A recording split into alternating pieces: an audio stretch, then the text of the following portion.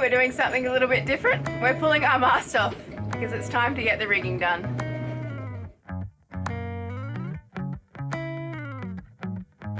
Welcome to Free Range Sailing. For those of you that are new here, our boat Mirrool is a Clansman 30. She's a fiberglass 30-foot masthead sloop built in New South Wales in 1969. Troy bought her 7 years ago in Cairns and sailed her around the top of Australia all the way to Perth. 3.5 years ago, we sailed north from Perth to circumnavigate the Australian continent together, filming our cruising adventures and attending to any essential maintenance along the way. We are currently in lockdown in Tasmania, the southernmost part of the continent, where we've decided to carry out a long overdue refit. If you want to be notified of all our weekly refit videos over the coming months, make sure you subscribe to our channel and hit the bell button.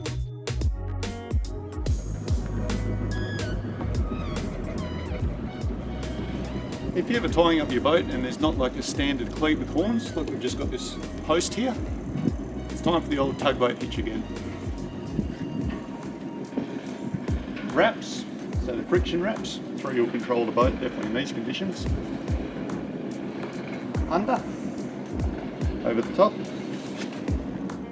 Under the rope. Under, over the top. Another couple of wraps. And then we'll just make everything neat. I like to do it just in the standard coil we do all the time, so when you want to cast off, you just flip that over and it will run freely out of a figure eight. What do you think about that? Very neat. And with this we can see, like I was just up there with Pascale filming and the boat was looking after itself. And the reason being is I've got a rope on our sheet winch led back with the boat in gear, and as the engine's pushing us forward, this line is what's holding us against the dock. So we've sprung in. So as soon as we had that line on over a post and on that winch, the boat was totally under control. And you can throw a line. As soon as you put it on that winch, it's on a winch. you can pull yourself in. You've just given yourself a stern thruster and a springer. And of course, if you don't have all the jank that we do, you can also use that to spring the nose out and leave in a wind. For re-rigging our boat, we decided to enlist the help of Peter Greig, a very well-respected rigger with over 40 years' experience. The previous day, we'd gone around and ensured everything was free to move, so there was no hold-ups while we were paying for the crane. Still free. So the chain plates on Mirrool, upper midships, they've been changed over to welded pieces. We can have a look at those, but these are what the originals were, reinforced U-bolts that go through. This doesn't go down below decks, it's actually through the transom, and there's a pretty sturdy block here. But a lot of the old chain plates for the Clansman, and this one was the same, they were originally U-bolts.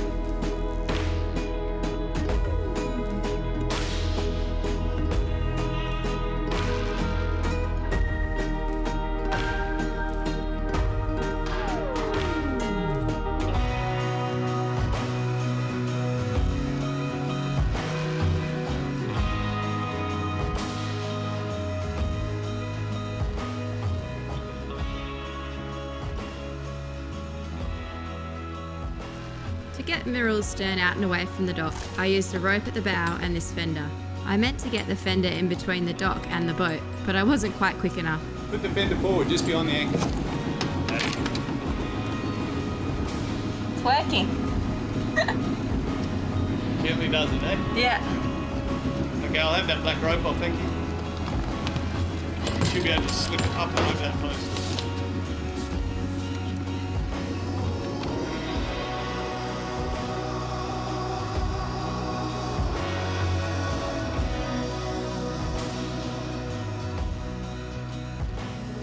Okay. This is pretty funny. I'm just walking the furler up to the riggers.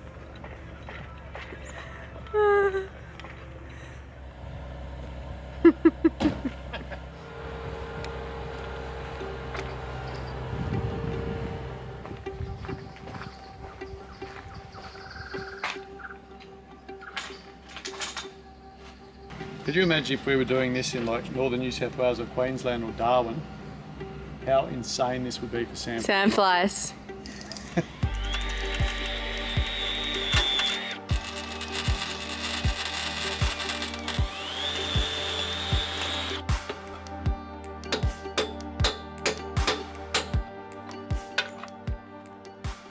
In case you were wondering what Troy was removing just then from our mast, that was a giant radar reflector. Pretty old school. I think it's time for it to come off.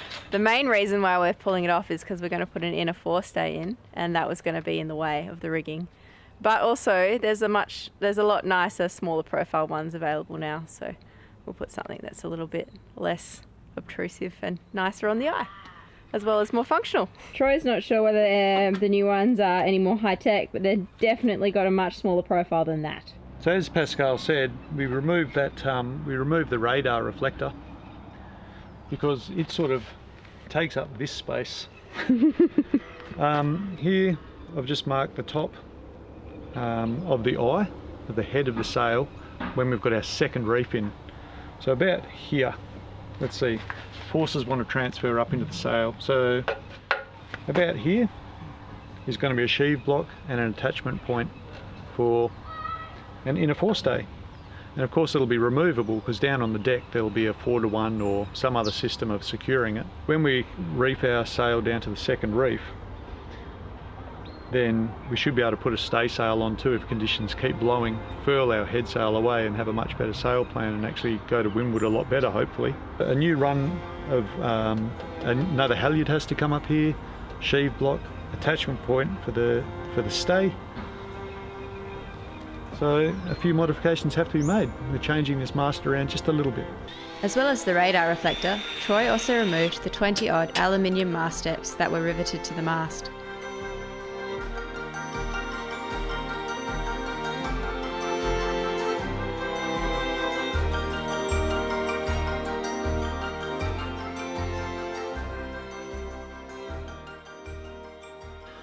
The old gridded notepad coming to the rescue again. So it's pretty easy just to draw up a plan for a bracket that we're going to make, because we're going to mount a pad eye to our deck, and this is going to take an inner forestay. On our foredeck there's a solid bit of 1-inch timber underneath about a 1/2-inch bit of deck. I'm just making a bracket for this, so this will be on the top of the deck. Underneath that bit of timber I want a stainless steel plate with the holes that will correspond with those. But I also want a bracket coming down to pick up the bulkhead, which is again another inch bit of timber, and I'll secure that through with 8mm bolts. On the bottom of these, it's got a load direction. It's got the arrows. It wants to be loaded that way, definitely not that way, okay? And if you do, that's rated for 2 ton. Not that we're going to be putting 2 ton on it, but we'll be putting some grunt on there. So the bracket will be shaped like, well, like this book, I guess. We'll be pulling back that way. So it's going to want to pull up and it's going to want to pull back. So the bracket's going to be in an 1-inch thick bulkhead and an 1-inch thick bit of timber and a nice load spreader underneath. That's where we're at the moment. So these gridded, because the grid lines are really accurate in these Moleskine books, it's great because I can just lay it straight over. Yep, I can double check I've got everything just right. And I can use this as a cutting template later on. So just casting our mind back, you know, I also used this gridded pad just to flesh out the idea for a metal plate for our gauges. And if we look down here, then you know that's where it is. So it came up really great. Everything was, you know, precisely where I wanted it. So they're a really good resource. It just makes planning so much easier to have these little grid books. I can't, because people often ask us about, you know, what tools do you recommend? And this is a tool, okay, these little gridded notebooks. I prefer the Moleskine ones, or Moleskine, if you like. We don't have affiliate links. Try and buy one from one of your local stores in your local community.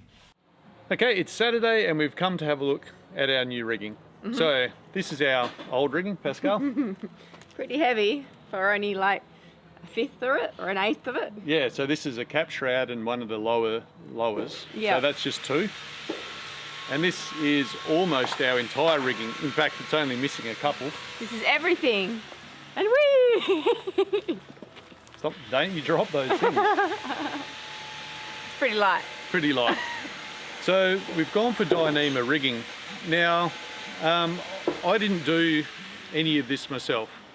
So while I am a rigger, I'm not a sailboat rigger. If you want something that's about 40 to 100 tonnes lifted, or about 100 kilos if you look at our engine, I can do that, but I know nothing about this stuff.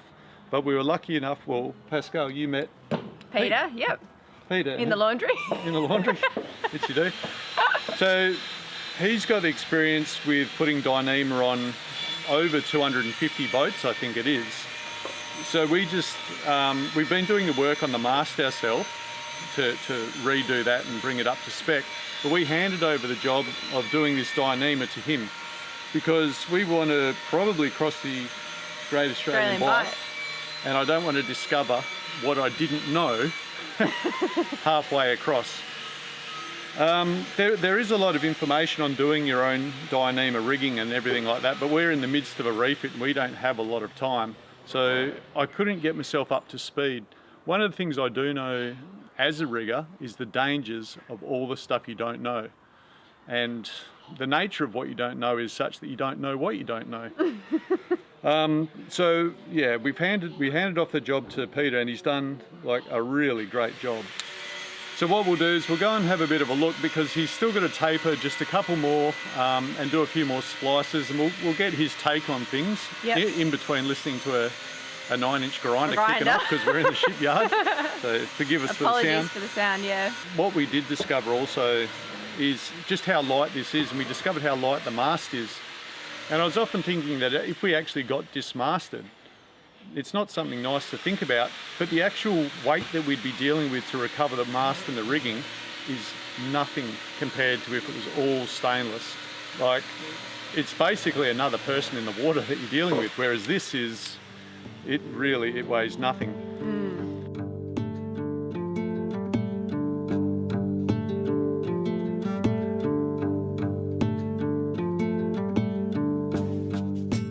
Dyneema has 12 strands. There's no change. Always 12. Or Dyneema's always 12. Doesn't matter whether what they call double plat or single plat like this, it's 12. So whatever Dyneema you're looking at, you just look at the manufacturer's specs for like how far up you have to bury the end or how the taper is? They don't actually tell you.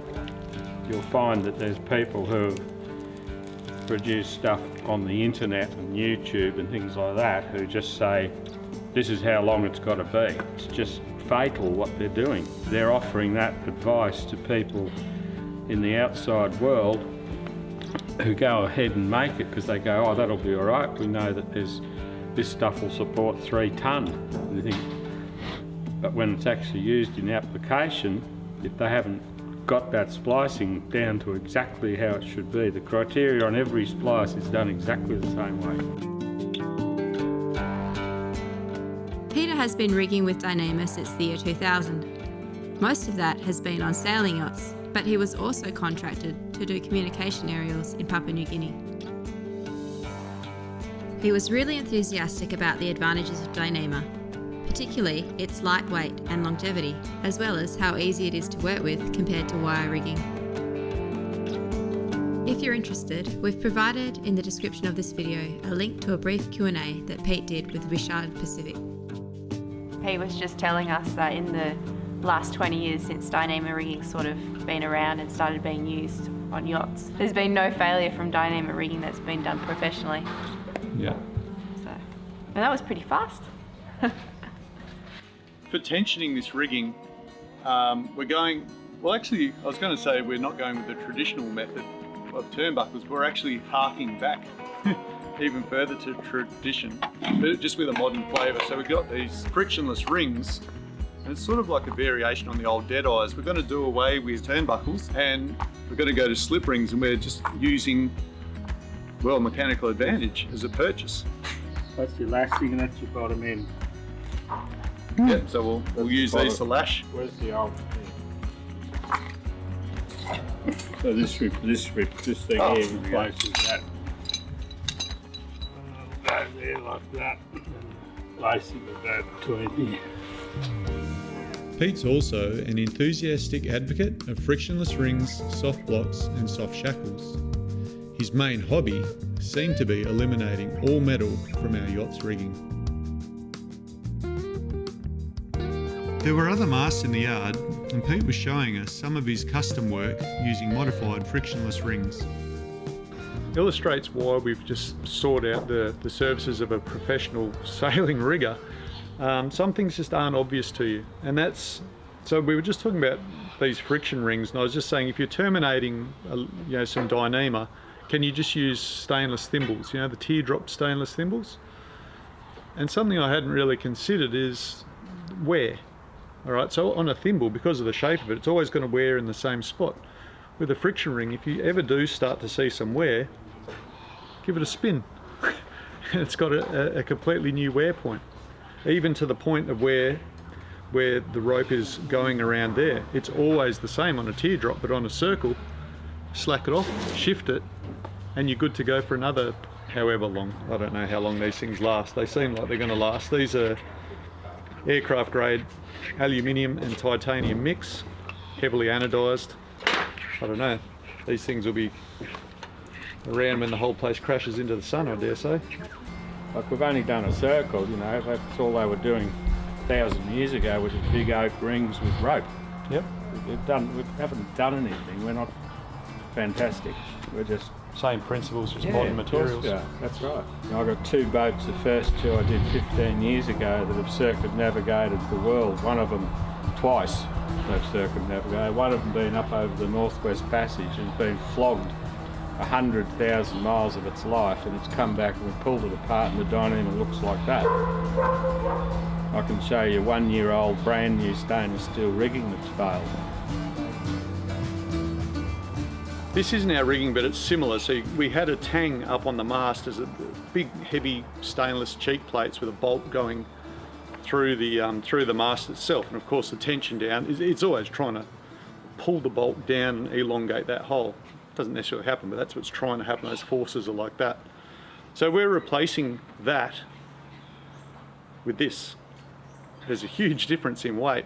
And complexity for that matter. So once these are in and corrosion protection's been put on, this will hide away inside our mast, and again the weight saving is going to be really huge. I wouldn't be surprised if we got like a 5-degree benefit in our heeling angle on the same wind.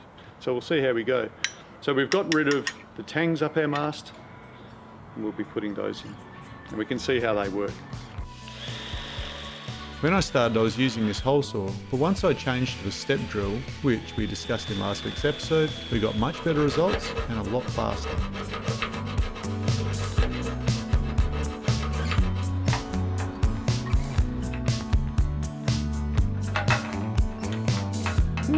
Out she comes. I've cut about 9 of these holes in the mast. This was the old one, so a bolt went through here, and then you had the tang holding the stainless steel. Whereas we'll be putting these in. So they're a pretty good invention, because this hole here, so you cut that size hole to fit that, and it accepts that going through sideways and height-wise, and then you just hook it back. So it doesn't go on the outside of your mast, it goes on the inside. So I had to be very careful in where I put these holes, just so everything lines up. It's quite an involved process. But you can use these as the actual template for making the cuts, which is really, really great. T-ball fittings come in 2 parts, and it might not have been apparent the way that Troy was describing it, how they actually work.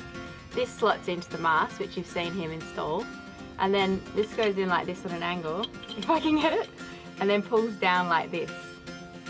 And because of the ball and the way that the shape of the T-ball, it doesn't come out. There is actually a plastic piece that will go in here as well when our rigging is installed, which we'll show you once it's installed. But that's how it works. So just to show you again, I'll do it from the back so you can see how it works. So it goes through on a right angle and then twists in like that. So a lark's head here will run our rigging all the way down to an anchor point to the chain plates on the deck. Really simple, straightforward design and really effective. So this mast now has all that old hardware gone. I've cleaned out a lot of the old threaded holes that accept machine screws. I've chased them out with a tap. All pretty boring stuff, so we didn't really go and film it, but this mast has been pretty much refurbished. So what we're going to do is just rough up this old paint, because whoever did a job on this did a really great job and they used a good primer. So anywhere the aluminium was a little bit corroded and crappy, we stripped that out, and we're just going to rough all of this up to about with 180 grit sandpaper and paint it. This is where a block went in, a double pulley block. We're getting rid of that, and the rope's just coming up through a slot. Again, we're trying to lose as many moving parts as possible. We can't get rid of the moving parts in the sheaves here for the main and the head sail halyards, but we rebushed all of those, put a new pin, so everything's sorted out here, and again got rid of any corrosion under the paint, stripped it all out, and it's all going to be primed and painted again. Well, that's it for us this week. You saw the mast coming off, the rigging coming off, you working pretty hard on the mast there, and it's been pretty hectic. Obviously we haven't covered everything, and we're not going to cover everything, otherwise you guys would die of boredom. But we will, in future episodes, we'll be giving a quick look at just what we've done on deck, and how the rig all goes together. But you know, we're not just going to carry this on for ages and ages, so don't panic, you know. yeah, well, there's other things to come up as well. There is so much that we've got to pack into this refit. We want to do it in as quick a time as possible and get back out there on the water. Yeah, we really want to get back out on the water because we want to see how our boat performs with its new rig. It's really exciting. We need to get to the end of we're doing 7-day weeks at the moment. We have been doing for a fair while. There hasn't been many days off. But you know what we couldn't have done all this without? Yeah, we couldn't have done it without the support from you guys. Yeah, so everyone that's thought that you know, maybe we do a good enough job with our videos that it's worth sending us some money. Thank you so much. Like, what we're doing is not, it's not cheap. All right, and also we bought some safety gear as well. So everyone that's contributed, just recently we bought some good man overboard protection, things like that. So your contribution, if not just for the videos, you might help to keep Pascale and me alive. Well, that's it as well, because we don't actually know how old our rig was, but we know that it was pretty old because when Pete was taking it apart, he was just pulling the screws apart and saying, oh, this has been discontinued for 10 years, like they don't manufacture these anymore. So we know that it was pretty old and she was definitely in need of replacing. That's how we knew Pete was the real deal. Like, when he came down to Mirrool, he recognised it from about 8 years ago that he saw it once in Port Douglas. Even though we'd had the Dodger and you know, all the differences. A lot of changes, yeah. And he said even back then he wanted to redo the rig. Yeah, 8 years ago. There's been some hard miles since then. Yeah, definitely. All right, so we're going to get back to work. Yep. I've got a Dodger to build, and we've got paint to put on, all sorts of things going on. But we'll see you next week, and we hope you join us. Yep.